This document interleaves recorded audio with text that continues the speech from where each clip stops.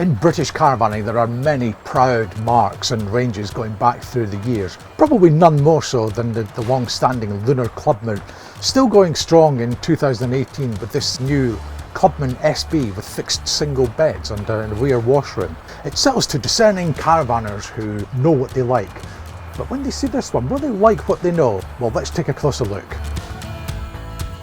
Lunar trades heavily on its reputation for producing lightweight caravans, and at 1475 kilograms MTPLM, well, it's not going to win Slimmer of the Year competition, but for a caravan of this size and spec, that's really not that bad.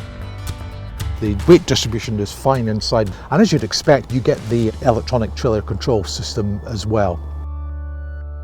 The Clubman body shell's easy on the eye, and its big aluminium sidewalls are mated seamlessly to full height panels at the front and the rear, and it's good to see heavy duty corner steadies being employed outside as well.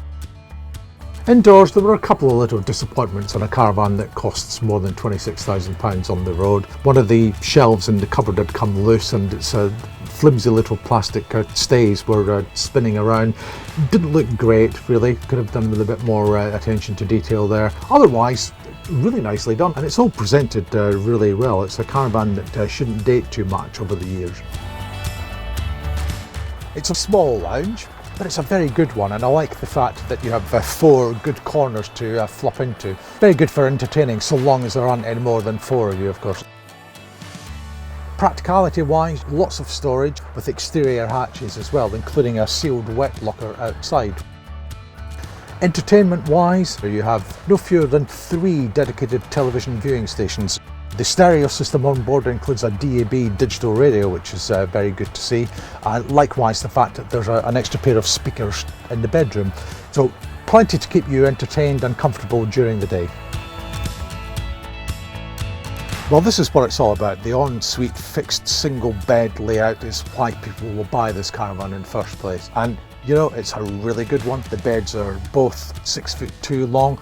To my mind, they're really comfortable. The whole area shuts off by a concertina blind from the rest of the room. And of course you have the washroom at the back, which does kind of mean that if you have any overnighting guests, they are going to have to tiptoe through your bedroom in order to use the facilities. But this is overwhelmingly a couple's caravan anyway, so I'm sure that won't be of any consequence to most buyers. There's a lot to like about the kitchen in the Clubman, which scores really highly on Practicality.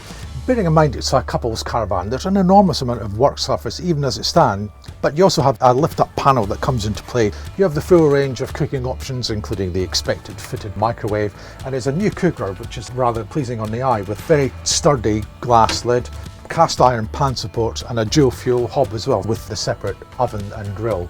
It's light, bright, roomy, really great place to be. If you take your kitchen seriously in your caravan, I think you'll get on well with this one.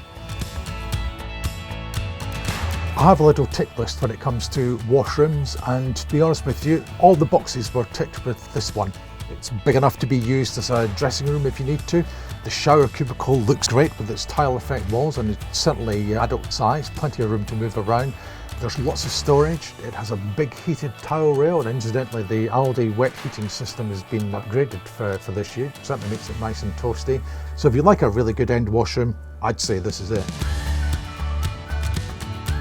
I could sit here for the next 10 minutes and just run through all the different permutations available to you when it comes to illuminating your new Lunar. Here's the edited highlights. Starting on the outside, as well as the expected awning light, you have another one on the offside. You even have illuminated grab rails just for a bit of bling. They look really cool. Some cool stuff going on in here as well with the ambient lighting, which includes a strip along just above the window there that's also dimmable, which gives a nice effect in the evening. And ambient lighting runs along from the lounge all the way past the kitchen and into the bedroom, all independently switchable for a beguiling range of permutations. The kitchen, very well lit with a full width LED strip underslung on the bank of lockers, and the pinhole lights that surround this giant sunroof above where I'm sitting now serve both the lounge and the kitchen.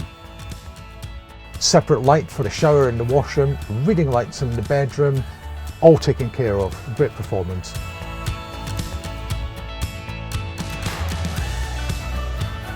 In a caravan costing just over £26,000 on the road, there are one or two little disappointing details that I'd like to have seen better finished off.